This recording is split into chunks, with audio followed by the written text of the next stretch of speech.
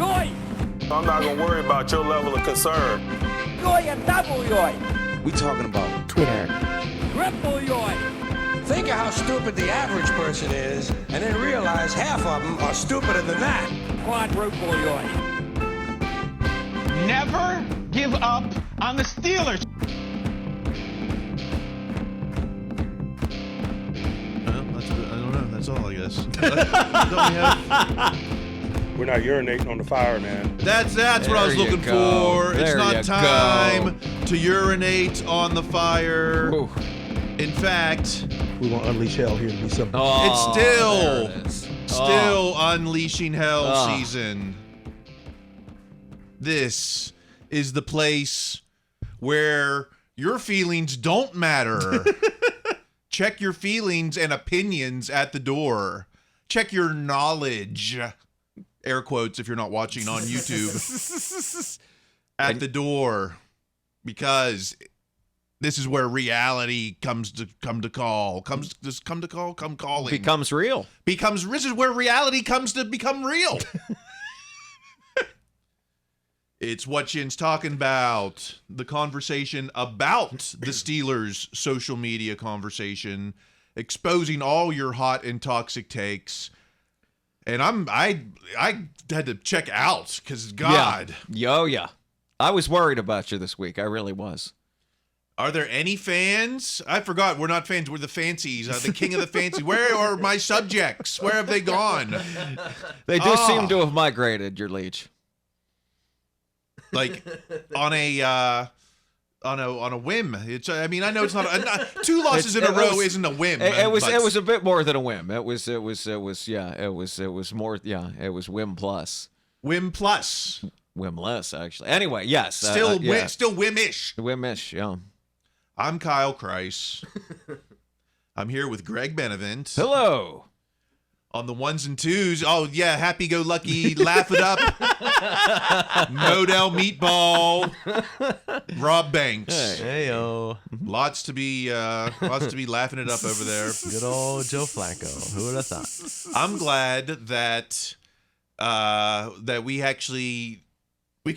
don't have to focus so much on the toxic takes today, because in the second half of the show, I've been looking forward to this for weeks. We finally got John Harris, who wrote the book on Tom. Did I bring it? Do I have it here? I don't, but I already bought my copy. I paid.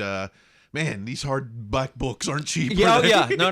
That is, and particularly something, I don't know if it's just the Steelers or football or what, but the hardcover football book is quite an expense.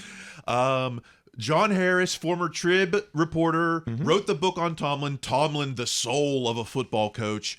I love it. It's the Christmas gift of the year for Steeler fans.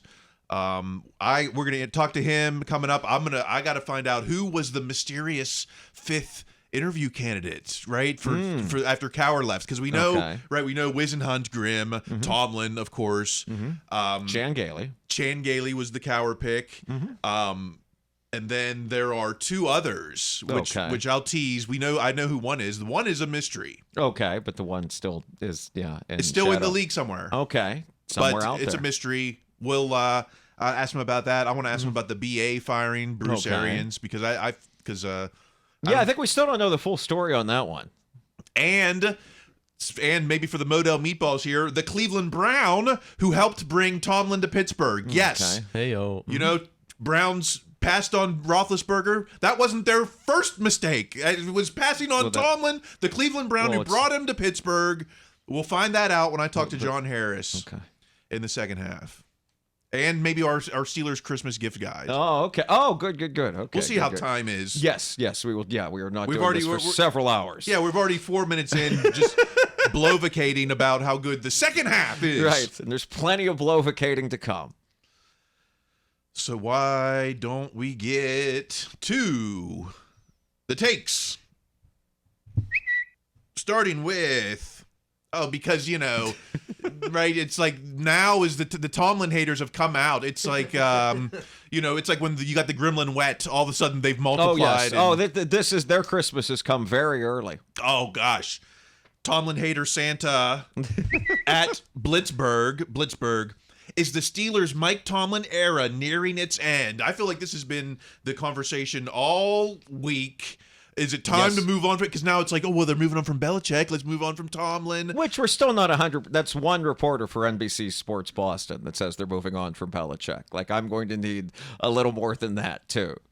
And we're still in playoff. We're still in. It's still a team with a winning record. In the playoff contention. Season ends. We're still in the playoffs. The 6th seed. Oh, yes. Not the worst hell-raising season of Tomlin's career so far. So far, there's still 4 games left. I think, I personally think, and I don't know when I was going to get a chance to say this, but I think part of, saying, okay, it's time to let go of Tomlin, everyone's firing up for this. I think this is a way of the fan, these people emotionally disengaging from the team losing. I think that's sort of how it makes it easier for them. It's like, okay, the team lost. I don't have to worry about this anymore. So just blow up everything, and then that'll make it better. With 4 games left, this is when it's time to rise up as a fan, to gather around our, circle the wagons. This is when the rubber meets the road. This is when the path narrows. Well, I mean, I can't be too mad at people for getting upset after losing the 2 games they did in 1 week to the teams they did and where they lost them at home. But by that same token, it's been a week now. Like you should be able to bounce back enough at this point to where you're able to watch the game again without again emotionally disengaging. But it's interesting, let's keep it going to at BT Steel Curtain, behind the Steel Curtain. The Steelers should move on from Mike Tomlin. True, 75%, false, 25%. Like, not even close, But I don't see the poll like Mitch Trubisky. Why aren't we putting this game on Mitch Trubisky, or these last 2 games on Mitch Trubisky like we are Tomlin? Well, I think it. I'm sure if they wanted, and maybe they could have used this for engagement, you can also put up a poll about does Mitch Trubisky suck, and I imagine you get some pretty fair engagement there as well. I'm surprised the false number is as high as it is. Really? For them keeping Tomlin. I would have thought it would be, much lower knowing this publication and these people. I don't know. The new way that people have moved on to firing Tomlin is now trading Tomlin to the Commanders and getting good draft picks for it. Because if there's one thing Tomlin's going to want to start with in a new franchise, it's fewer resources. Yeah, let's trade away 2 firsts just as I come here. So yes. so now I'm like the Browns of the past or something. You're looking at the Jags. It's which again is I can't address every single hater in this section, but that's what I thought was fascinating about the flag. We were talking about Flacco and the Browns, the Jaguars. You got this number 1 overall pick that you sucked for 3 years to get, so you could go to Cleveland and lose to Flacco. The idea of tanking. Anyway, I can't keep yelling about all this, but yes, it's this is. You can hate Mike Tomlin, and that's how you can emotionally deal with these 2 losses. I get it, but I can't condone it. I've trained myself to hate it. Yes, thank you, Coach. At Steel C Network, Steel Curtain Network, Steelers are in a bad place right now. Something has to give within the organization. Something's got to give. What's going to give? Everything's given. We've already given a coordinator. We've lost a quarterback. We've lost Cam for half the season. We lost DJ for a quarter of the season. What else is left to give? That's what I would ask. We've given all the inside linebackers. Yes. I mean, the one thing I will agree is the team's in a bad place right now after those 2 losses, certainly. But it's just after 1 week with the season still left to go, there's nothing left to give for at least a month. I don't know what, it's ironic. This is kind of the same argument as like when the team gets a bye and it's like, okay, rest everybody. Well, you can't do that. It's the same thing. It's not like you could play all these young kids and not start everyone else to we're going to rebuild with a month to go. No, you're not. Not when you're in playoff contention still. Right. It's like something's got to give. Well, I don't know.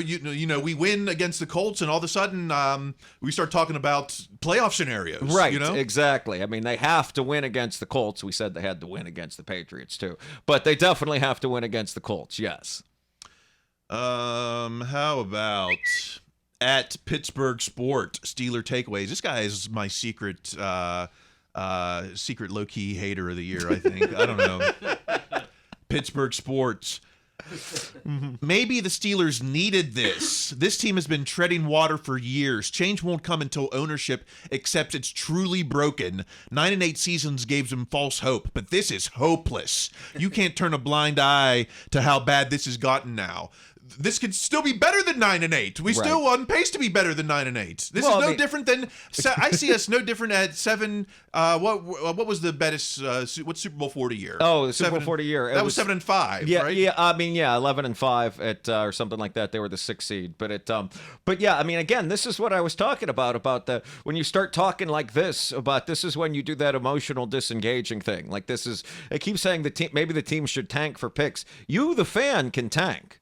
You don't have to watch this team for the next month if it's going to cause you to say weird stuff like this. Yeah. The fans are losing to 2-11 teams out there is what's happening. You're putting up a 2-11 fan performance. This is the time to rally. We need to rally around Mitch. If anyone needs our support right now, we need to like the Eaton Park Christmas tree needs to lean over and pick up that star. And hopefully in the first half as well, as opposed to waiting for the second. Not like is there more? Just all this, all this give upishness. Is that a word? Give upishness. Well, but it's what's happening. I don't care if it's a word. At KW159 Machete. Once the Steelers change their offensive scheme.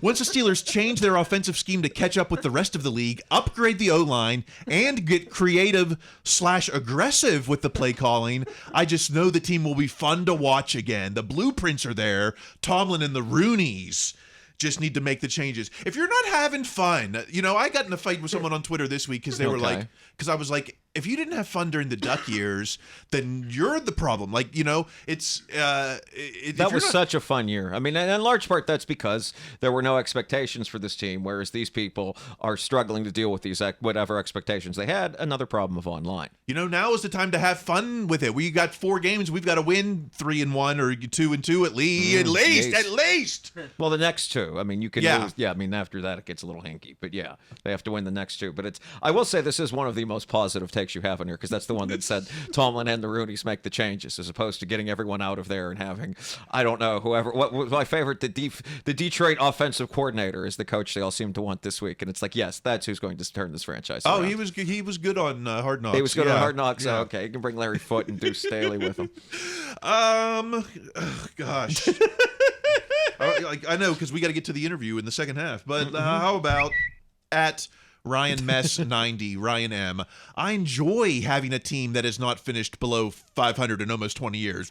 Rational take of the week. No. But he loses it in the second half. It's nice not to be a loser. However, being a perpetual 500 team isn't good either. Ask every GM in professional sports. It's actually worse. Losing teams have hope when they pick top 5. Oh, my God. Having no hope is terrible. Oh, my if God. you've run out of hope on this team right now, turn in your towel. Turn your towel. Turn off the game. Just turn off the game. This is the time for hope. It's Christmas. It's hell-raising season.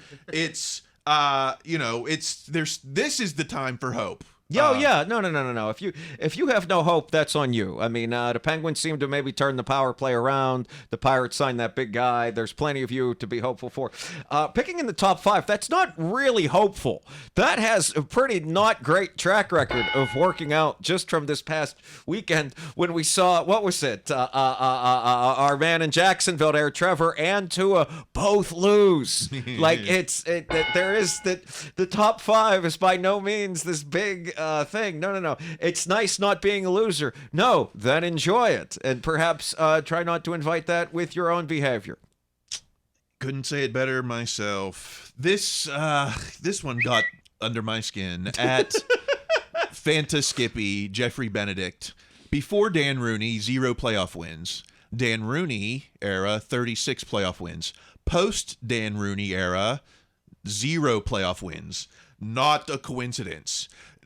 Isn't this exactly a coincidence? Dan Rooney didn't snap the ball over Ben's head against the Browns. No. Dan Rooney didn't fumble the ball, Well, I mean, and Dan Rooney, for all the wonderful things he did not make a whole lot of tackles. He was such an instrumental architect of the great teams of the 70s. Yes, obviously he had, and still had some influence on the teams. Those wonderful pictures you see with Ben and Ike Taylor. However, that influence did fade out over time. Certainly, having him there in any capacity would be a benefit to the team. But I find it very hard to believe that he solely himself, exclusively, was the glue that brought home playoff victories. That is a reasonable expectation. Yeah. I mean, it's a nice little narrative to make it something that's easy to digest and try to explain why the Steelers lost 2 games in a row. But it's not reality, so I don't know. We got to keep moving. What else can you say? There's nothing you can say about it. It should be common sense, but Steeler Nation, at least on social media, is neither common nor sensical. I could see struggling for explanations after what happened in this past week. I do understand that, but it's also been a week now. You should, whatever part of the grieving process at this point, you should be a little further along with it, perhaps. Why not? Why not blame it on angels in the outfield? Or like angels in the backfield. That's trademark it. That's a great idea. There you go. Oh yes. Let's talk more offense. Didn't do that. At Reggie_Bflow, Steeler Reg. We need to draft a QB. We need to trade for Fields or sign Cousins. We need to start Mason. 2024 QB reality. Picture of Kenny Pickett. Of course. So it doesn't matter, right? There's nothing that's going to happen this season that's going to change next season. No, I mean, they are going to bring in another quarterback. It'll be someone to back up Pickett. It might even be like an excitingly high draft pick, but the idea is to be a long-term backup. And even then, it might just be somebody to replace Mitch, unless Mitch really turns it on here, because they frankly should get more out of Mitch being, the highest priced backup quarterback in the NFL than they have. But yeah, Kenny's going to start next year with a new offensive coordinator. That part of it, I feel quite confident in saying. Wex was saying use a second-round pick on a QB to replace Mason. And so your QB room is Kenny, Mitch, and, to be determined. Certainly, but this was also the week when even sensible people lost their minds. Wex says Tomlin's on the hot seat, too. Yeah. He said that directly after the game. Yeah, he didn't like he didn't like some of the coaching calls when I'll tell these insiders that Mitch, it's, I don't want to just say it was a Mitch game, but you can look at 3 plays at least in the fourth quarter. I hate to say, it was all on Mitch when then there's a whole team, but there's at least 3 plays in the fourth quarter where you wish the quarterback play was a little bit above the net. Well, I mean, I can always go. I mean, we don't do analysis here of the game itself, but Merrill Hodge saying that the tight ends block like 2 turtles humping is a quote that we should have forever. If we could make shirts, in fact, that might be something to look into.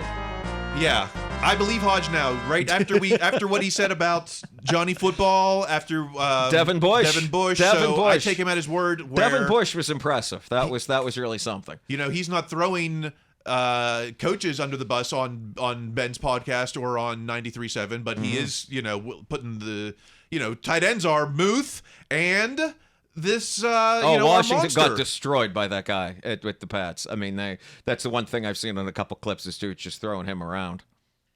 All right, let's get to something more sensible finally, some wisdom. Wisdom take at PGH Steelers Now. Antonio Brown offers advice to the frustrated George Pickens. You can't come to the game and just be emotional about the ball. You've got to control that frustration because you don't want the quarterback to get stressed out by you. A man from experience, or is this complete irony? Well, I mean, it's everyone is capable of lucid moments.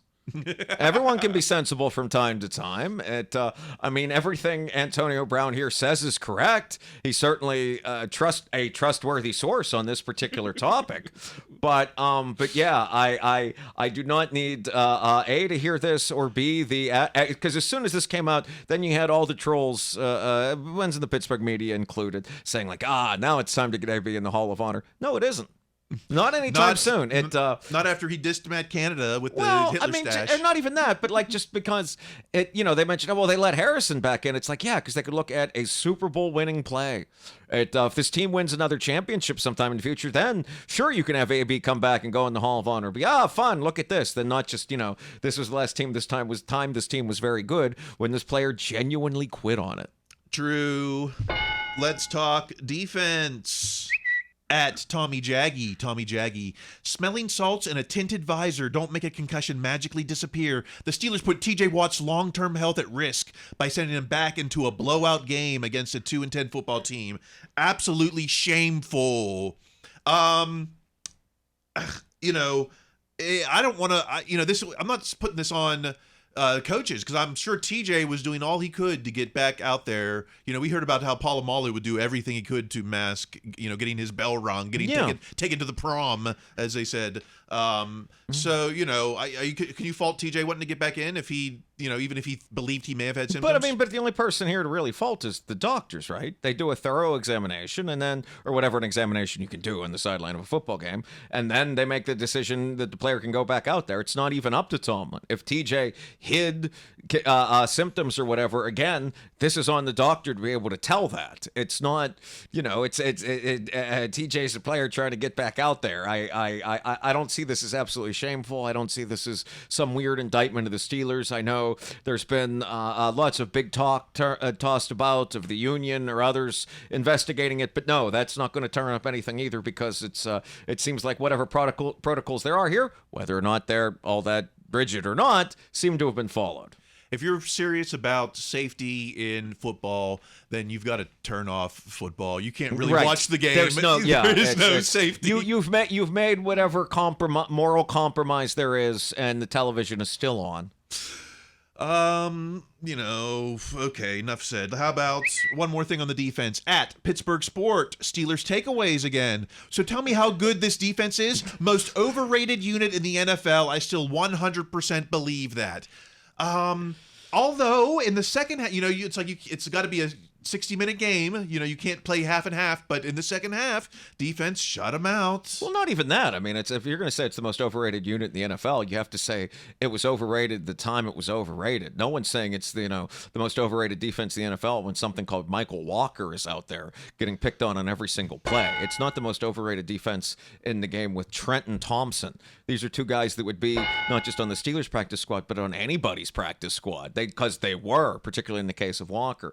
So, if you want to say elements of the defense are overrated, the coaching of the defense is overrated. These are all arguments you can make, but the entire defense itself being overrated when there's literally a gaping hole between the front and the back of it, I think that's a tougher case to make. It seems like, you can almost pinpoint the moment when the defense, it reached its tipping point, and it is the Michael Walker era, right? It reminds me of, I don't want to be like, it reminds me of like the Archibong era. It's like when this guy is in, then things have gone bad for the defense. Well, I mean, I even go back to there are other play. No, that's not a bad point, because we could do an entire episode on this Steelers players that when you saw, they're in the game, this is going awry. That's Antoine Blake. That's Kobe Hamilton. I mean, those are guys that like, wow, everyone else. Remember the playoff game they lost to the Ravens, where they signed that running back off like the Texans squad that week. I don't even remember that guy's name. I mean, but there's guys, when you see them, they're out there. Things have not gone anywhere near planned.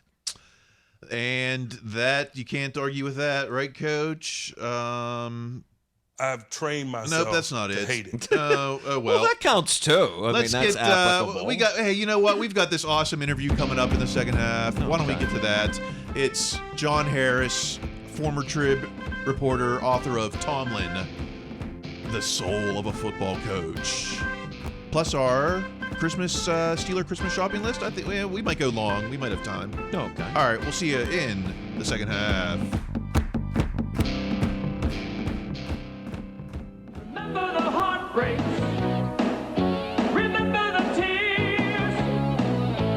Getting it all together takes so many years. Remember the close ones, and there were a few. You never gave up trying, wanting to come through.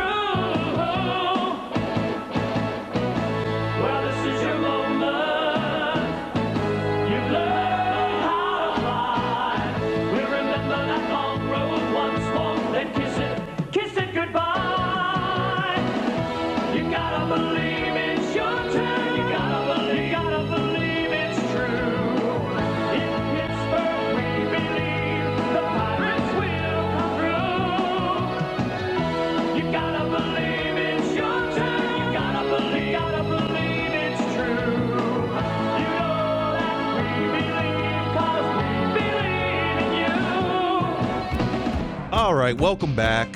I've been talking about this new book on Mike Tomlin for a couple of weeks now. The ideal Christmas gift for Steeler fans this year. It's called Tomlin, the Soul of a Football Coach. And joining me now is the author of the book, former Tribune Review reporter John Harris. Welcome to the show. Thank you so much. Glad to be here. Now, you say you once had preconceived ideas of who Mike Tomlin is, but you now have a greater understanding of who he really is because of this book. Was there a single light bulb moment that helped spark this new understanding for you? Yeah, I mean, I think I just kind of looked at him like most reporters did. The reporters on one side, coaches on the other side. You say never the twain shall meet, and you kind of come up with generalities. Coaches talking cliches, so you think you kind of see where he's coming from or where he's not coming from. And I looked at it more initially from a selfish standpoint. I wanted him to talk more. I wanted him to reveal more, but he didn't, and he still doesn't. I mean, that's his thing. He keeps to himself. He's very private. Unfortunately, he didn't interview for the book, and I think that's another Tomlinism. I think that's who he is. If he can't, control the narrative in that regard, and not maybe 100% certain of everything that was going to be in the book, I think he was more comfortable. His brother, I'm very, appreciative. His brother talked a lot. And I feel like a lot of people I interviewed told me that, Coach T gave me his blessing.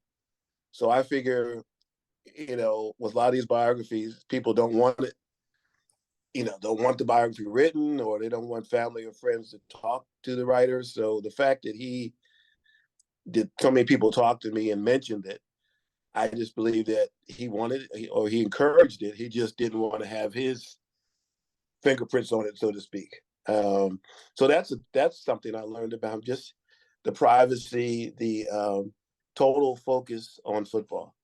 That's what he is. His brother, Ed, I was talking to, because so many people say, oh, if he stopped coaching, he could be a great TV guy. And his brother just kind of chuckled, and he said, my brother's a gym teacher. He loves football. And I think sometimes, the book maybe helps not humanize him more, but just kind of look at him beyond the football coach, maybe a little bit what makes him tick, all the mentors he's had through the years, the people that he leaned on for advice as a very young coach. Should I take this job? Should I not take this job? Should I stay? I mean, I know he had a dilemma. It was one interesting thing in his bio. I kept seeing the Tennessee Martin. And I was like, Tennessee Martin, where'd that come from? Yeah. And I looked, didn't see anything. And then I finally tracked down the coach at Arkansas State, who he was a Tennessee Martin. And when the Arkansas State, Randy Fitzer, who Steelers fans remember was a coach for a long time with the Steelers, they were on a recruiting trip in Memphis. And Joe Hollis was the Arkansas State coach, and they walked into I think it was Memphis East High School. And they said this guy was sitting here in a Tennessee Martin warm-up, and it was Tomlin. And he had just taken the job, and they were there all day recruiting, and they just started talking and kept talking. And all of a sudden, Fitzer and the Joe Hollis said, wait, we still got an opening. What about this guy? And Tomlin was torn, because he had just taken the job. He had gone with an assistant from the University of Memphis, where he had done his graduate assistantship. And he was like, hey, this doesn't look good. Should I do this? And one of his mentors kind of said, the one thing you want to do in this profession, it was the difference between going to a bigger program or a bigger FCS, FBS. And, the quicker you can get to that higher level, the better. And I think ultimately that kind of swayed him there. So you kind of get to look at him as a guy who, at a young age, just was kind of trying to find his way, and that had some self-doubt. Got a lot of encouragement from older coaches, people that hired him, that saw something in him that maybe at that time he didn't see. And so I learned a lot about him that way. Attention to detail, the impact he had on individual players, getting better as players, his ability to not only connect and communicate, but teach, focusing on fundamentals and little drills that make you better, that may not be exciting or exotic, but if you keep doing them long enough, it'll make you a better player. Rondé Barber, Hall of Famer at Tampa Bay, talked a lot about that, how Tomlin just pretty much gave the defensive backs some drills that they scoffed at first, but within a month's time, they said that we saw that was making us better players. So I think the one thing I probably took from him is the persona. He's a player's coach. People see that side of him. Maybe people don't see the other side, the chalkboard side, the strategist side that he's about. But he's just not a guy to, he doesn't have the thing in front of his mouth, the clipboard on the sideline. He was, maybe to his detriment at times, not tooting his own horn more as far as some of the impact, some of the things he's done through the years as a coach, strategies and what have you. I always thought that the Super Bowl win against Arizona, they talked about the week before during practice, players were making interceptions and they weren't really kind of following, or they weren't blocking. And he did some cut-ups and he showed the guys, he said, hey, this game could come down to a play like this. So when we get a turnover, we get a fumble recovery, we get an interception, I want everybody, all you guys on defense, to block. Yeah. Block. And as everybody remembers, you watch that highlight to this day, the blocking in that play was amazing, all the way down the field. And in fact, in the book, one of the Cardinals defensive backs talks about how they were just wiping this out on the blocks. And in fact, I had a book event this weekend. I was with Levi Brown, who played with the Steelers for a year, but he was on that Arizona team. And he was talking about how Larry Fitzgerald had bumped into one of his teammates on the sideline. And maybe that had prevented him from tackling James Harrison. And so that play, the players talked about after Brian McFadden talked about how, the coaching staff all week, they harped on it. And we did it. And then we saw the results of it. So little things like that, strategic things that he's done through the years, I think are things that maybe people don't notice about him. All right. Now, when it comes to hiring Tomlin, you talked to one of the few people who had the mindset of Dan Rooney at the time, Cyrus Mary, one of the creators of the Rooney Rule. I'll tease that. You can pick that up in the book. But now when it comes to the Rooney Rule, Tomlin was not a Rooney Rule candidate. There was an unnamed candidate who is still in the league. Why is that a secret? I don't know. I was talking to John Wooten, who's quoted in there, and I asked him, I said, who was it?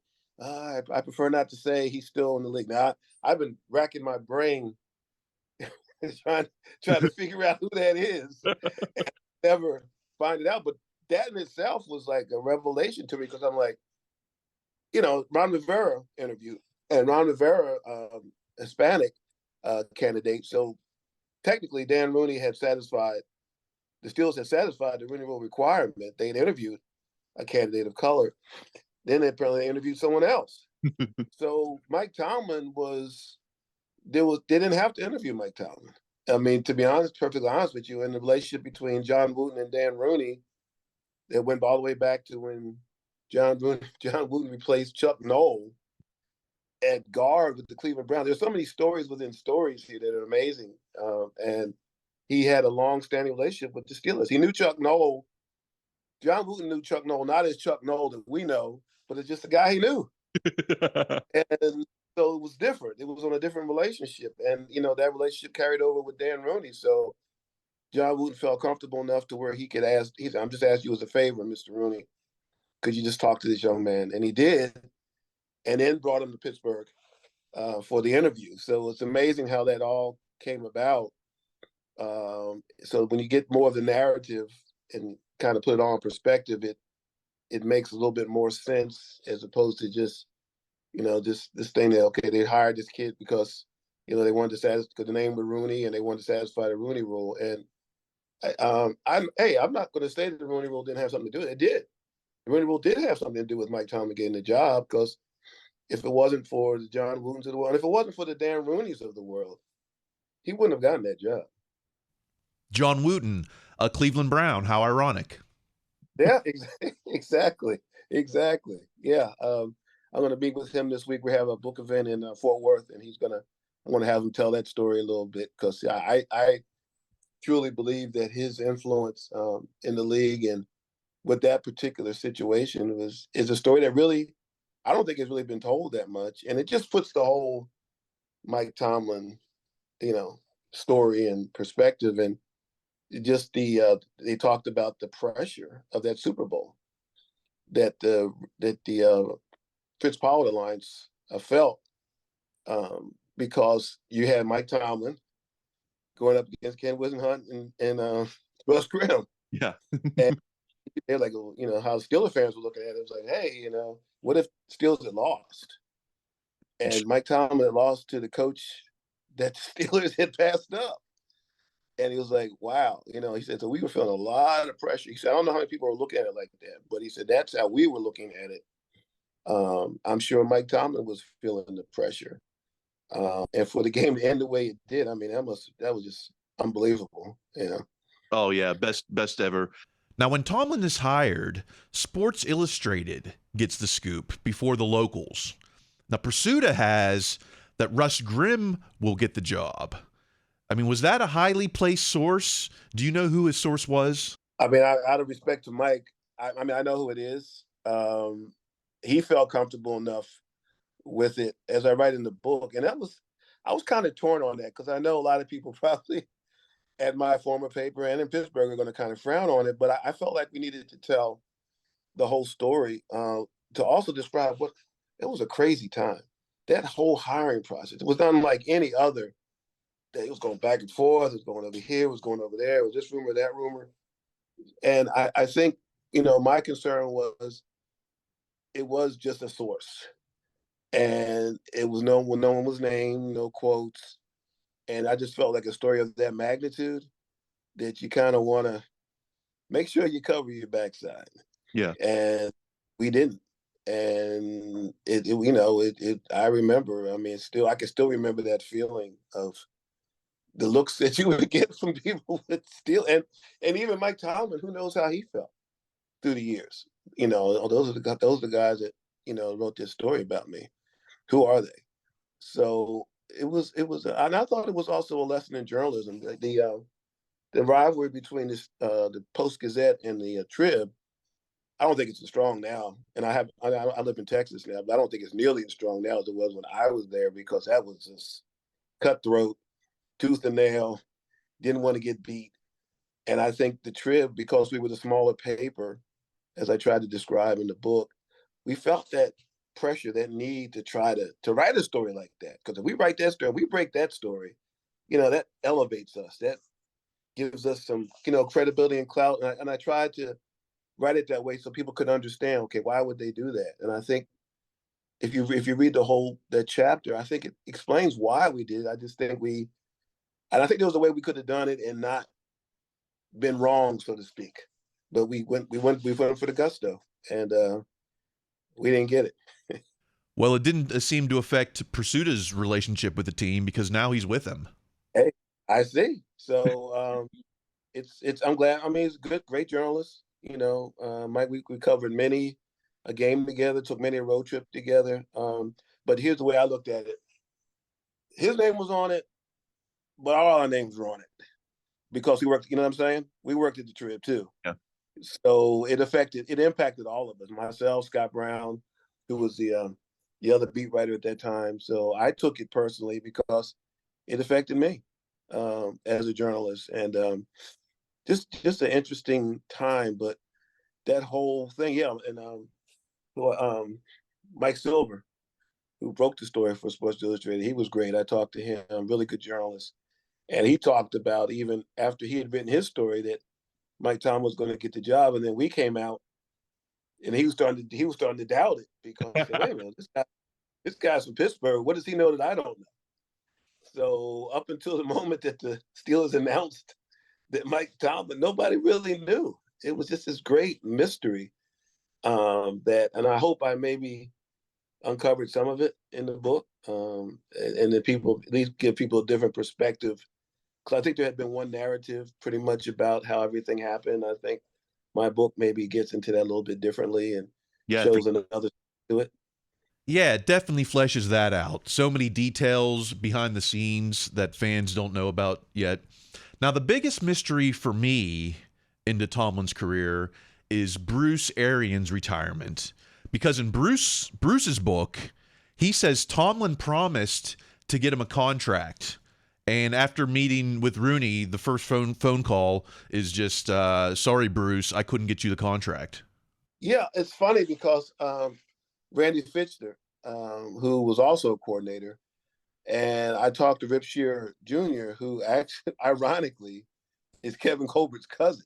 Oh, okay. And Rip Shearer Jr. was the coach in Memphis who hired Mike Tomlin. And really, if you want to look at it, was maybe one of the main guys to get him on the track, because Tomlin was telling everybody he was going to go to law school. He had been at VMI, and he was the season didn't go that great, and he wasn't really sure. He wasn't really getting a lot of offers. And Rip Shearer Jr. was the head coach at Memphis, and they sat down and talked, and he just told him, to stick it out. But Rip Shearer also helped Randy Fichtner get coordinator's job a few years later at Memphis.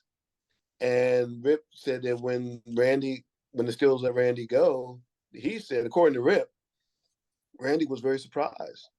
And he said they had a short meeting with Mike, and he said, Mike said, I got to do this. And that was it.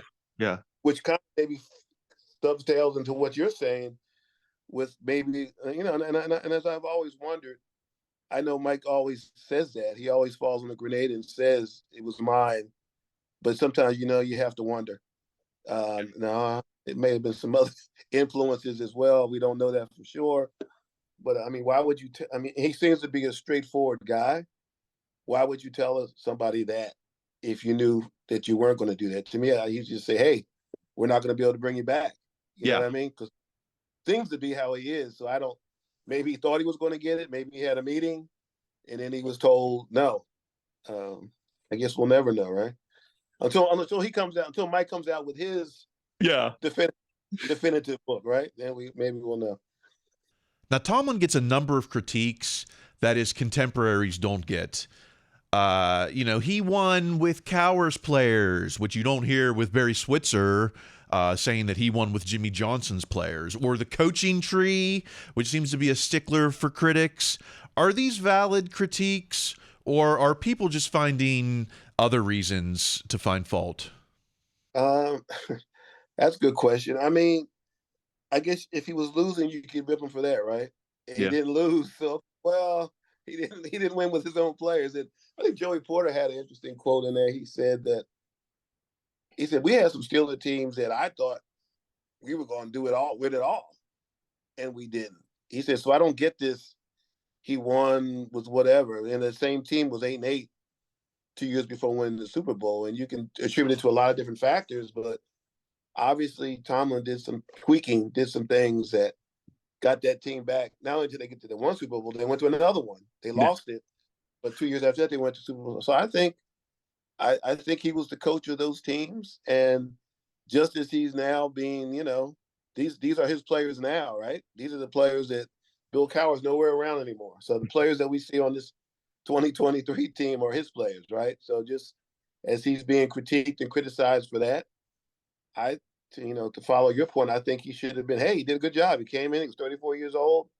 He came into the storied franchise with all these veterans, and he was able to turn them into a Super Bowl team. More power to him. Why it's been like that, I don't know. I know Steelers fans are spoiled. I used to write that when I was at the Trib. I don't think the Steelers have a losing season since 2002. Right. Which is incredible. So your fan base is just spoiled beyond belief. No one does that. I think the next team is like maybe 2012. It's incredible golf between that and the next team as far as losing season. So it's unrealistic, right? What the Steelers have done is unrealistic almost, because it just doesn't happen. You don't go 21, 22 seasons and not have a losing season just once. It just doesn't even make any sense. Yeah. Not since Ben came into the league. Yeah. So that's Tomlin's biggest critique right now. 6 seasons without a playoff win.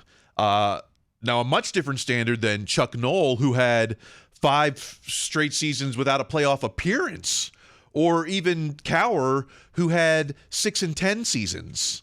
Tomlin seems to be perceived differently. Is this just because this younger generation is spoiled with winning? Are fans prejudiced? Why is Tomlin perceived differently? Well, I mean, I think he's been perceived differently from the beginning. I mean, if you wanna put it on race, I mean, you can. I mean, when you see him, it's obvious that he's black, so everybody knows that. I think I think a lot of it, at least initially, was I think a lot of the media wanted Russ Grimm. Mm-hmm. They knew Russ Grimm. They saw, okay, hey, Russ comes in, hey, we already got him. He's the guy we can talk to. He'll help us out. They knew him. They didn't know Mike Tomlin. Nobody knew Mike Tomlin, right? Other than Dan Rooney, apparently. And then he comes in and he's not telling you anything, right? He's not giving you anything. He doesn't give anybody anything. He's not giving us anything. He's not giving the Tribune anything. He's not giving the PG anything. So we're all being treated equally bad, right? So we lost that. So the media lost that. They lost that guy that, they could have probably even had drank a beer with in Russ Grimm. So I think that factored into it. I mean, I think not just Mike Tomlin. I think, as far as black coaches, I think there's always been a talk about, black coach will get an opportunity, and if it doesn't work, that's it. I mean, which makes Mike Tomlin's situation just almost unbelievable that he's been on the job 17 years. They have not all been 17 great years. He's had some 8 and 8s. He's missed playoffs. And kind of doing the recap and looking through some of the seasons, the thing that struck out to me was that I thought just looking at what they had, they should have probably won a couple more Super Bowls. I look at even the year they lost to Denver when Peyton Manning was the quarterback. Yeah. They had that team. You think about it, it was a very close game. They lost one of the backup running back because I guess Le'Veon Bell was hurt. Yep. And up to the backup actually played because I think D'Angelo Williams was hurt too. And they almost won that game at Denver, and Denver went on to win the Super Bowl. So you think about that team that wasn't at full strength. And I think Brown had gotten. I don't know if Brown had gotten hurt or not, but they were not at full strength and almost won it. And maybe if they had gone to the Super Bowl, they would have won that one. Le'Veon Bell was injured at least 2 of the playoff games. Yeah. So that team with Ben, AB and Bell, they were never just together at full strength so we could really see what they would have done. Maybe they would have done it, maybe not. So I think that he could have easily he took the team to 2. He could have probably easily at least gone to 4. Just looking at the roster. And I think the amazing thing now, we look at that roster, just is no way near what it was. I mean, I was just looking at some of the players. I hate to call people up, but number 38, I mean, I don't think I've ever seen a linebacker that slow or safety. I mean, I watched him several weeks. And even last week, he got the interception. And I said, he needs to go score. Yeah. And I said, they're not going to score if he doesn't. He got tackled. But he looked like he was so slow. I was like, dude, you need to get in the end zone. And I think of the players that he had, the James Farriers, the Larry Foots, Lawrence Timmons, Lamar Woodley, the talent that those teams had. This team just does not even, and most of their best players on defense, a lot of those guys are hurt right now. So the talent level is just down. Quarterback situation is a mess. The fact that they're still 7 and 6 and with a chance, possibly outside chance to go to the playoffs. I think what Steelers fans don't look at is that look at Sandy Chargers. Look at the Chargers right now. They have a franchise quarterback who's hurt right now. They're like 5 and 7 or whatever. The Steelers could be 2 and 11. Yeah. Then you'd be dealing with NFL reality. So would you rather have 2 and 11? Or would you rather have 7 and 6? I guess maybe that would be an argument. And I think Steelers fans, they say, oh, we just haven't. No, you haven't. It happens. Bill Belichick's struggling. Great coaches struggle. And Tomlin's struggling. And we'll see what happens. I don't know. I'm assuming he will be back, but I don't know. The NFL. We'll see how these final 4 games go. See, I think this is one of Tomlin's biggest strengths. Any coach could win with Roethlisberger or Antonio Brown, James Farrier, or Troy Polamalu. But Tomlin has put competitive teams together with Duck Hodges, Dennis Dixon, now Michael Walker. I don't mean to bash the young man, but it's just so glaring. I mean, watching him play. I mean, yeah, it's funny you mentioned Duck Hodges. That's what I was thinking about. I remember the year that year, I wrote about it in the book. He played Michael Vick a couple games, and Michael actually won a game. I mean, he was pretty much washed up at that point, right? And Michael Vick won a big game against the Chargers, I think. Oh yeah, what a great game! Yeah, he me up. But then go back to Duck Hodges. He would just pick and choose and piecemeal teams together, and he never. In fact, this year is the first year I really actually heard him talk about the injuries, because when I covered the team, it was always next man up. Yeah. They didn't talk about the injuries, but this year I've actually heard him talking about injuries, which was the first time I've really heard that, which kind of telling me something. He said, "I'm trying, but I got this guy behind this guy, and that's all I got." Well, the book is great. Tomlin, the soul of a football coach. John Harris, thank you so much for taking the time today and for coming on. Have a happy holidays. I appreciate you having me, man. Kyle. I really enjoyed it, man. Keep on doing what you're doing. You're doing some great stuff here. Now that I've located you, I'm gonna be checking you out. And thank you so much for thinking of me and having me on your program. Congrats with the book. Congrats with promotion. I know it's a busy time right now. Thank you. Yes, sir. Thank you. And happy holidays to you and the family.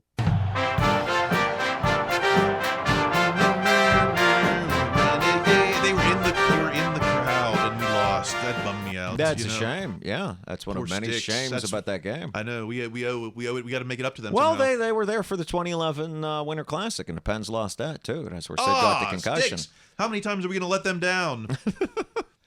All right, get that book. We'll put the link in the show notes. Get that book, Tomlin, the soul of a football coach. Big thanks to John Harris. I really I appreciated talking to him. Good. Let's get to the Steelers Christmas shopping. If you're waiting till now to do your Christmas shopping, it's too late. No, I think if you go through Amazon, you can get better shipping than you can maybe through the Steelers site. But I don't know. If you're in Pittsburgh, you're probably still good for shipping from the Steelers site. Well, I found 1, 2, 3, 4, 5. I don't know, but I found 5 things that for the Steeler fan in your life, these are the hot gifts of the season. Starting with, we've got the Funko Rushmore set. Okay. So these are taller than the Funko Pops, which is like, what are they, like 4 or 5 inches or something? Even that sounds a little big, yeah. These are like 12 inches, and as you see, we've got Bradshaw, Mean Joe Green, Franco, and Jack Lambert. These look pretty cool. I mean, I don't have my glasses on, but this is like the most idealized vision of how each of them look. The pad to leg ratio is something down there by the, but these are nice. How big are these? You would say these are 12 inches. Oh, these are each a foot tall. Wow. But you have to buy the complete set as a thing, and it's $200 for the whole set. Wow. Okay, so, that's a one-time purchase kind of thing. Maybe like that we get that. Maybe we're not getting so much Steeler stuff this year at but that is for you wow. rich fans out there. Yes. Also, the Tomlin book. We've been talking about it all episode, but it's a must read, especially for all the reasons you've already heard. Is that Paycord? It looks like Cincinnati he's walking off of. I don't have my glasses on, but it's not Acrisure. I know that. Yes, it is. It's Cincinnati. You can see the Excalibur in the back. Now, for you Christmas tree fanatics, hey, the new my mom Hallmark. Has this. My mom has this. Yeah. She has the Najee? Yes, she has the Najee. So this is like the 12th or 13th Hallmark ornament. Yes. First for Najee, though, so that's a cute one. Yeah, no, she buys one each year, and she has a little Steeler tree, a Pittsburgh sports tree, and we still have the AB one, and that goes at the bottom of the tree at the part that faces the wall. Okay. I want to get the Franco Immaculate Reception. That's a good one. That's a good one.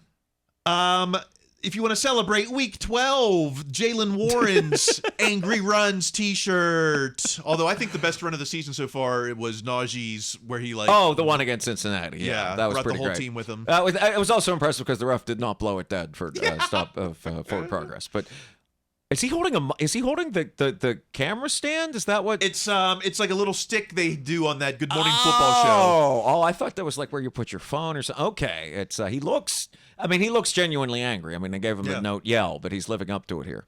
We've got the newest Funko in a Steeler outfit. This season we had Kenny and TJ, and now we're adding Jack Lambert. Oh. I've already got mine. It's I meant to bring it out. It's in the back. Okay, but they got the numbers right. I mean, it's the block numbers. It's not the more rounded, streamlined ones like they have for Kenny and he's TJ. Pointing at the. I see. Pointing at the quarterback. That's pretty good. Pretty good. They got it right. I like it.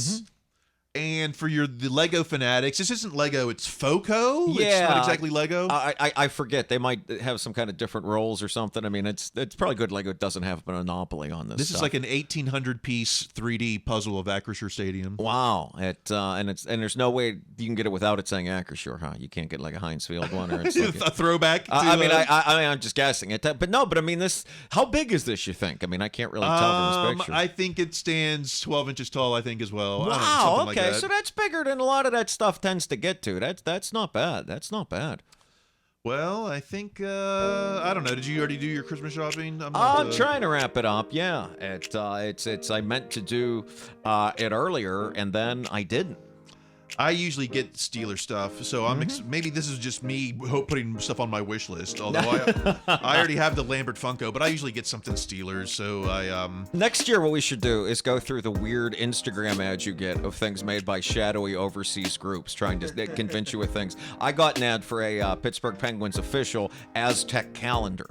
If I wanted to order that, and it looked like something you would use to summon a pagan deity. The Facebook ads are ridiculous. It's like I'm a Steelers fan and I drive an electric car, or something. It was like that's in New England at night before 2 p.m. on Christmas. Like it's like Mad Libs for an ad. Yes, I've seen that. My three loves are my cats, my Steelers, and my Ford. What? Right.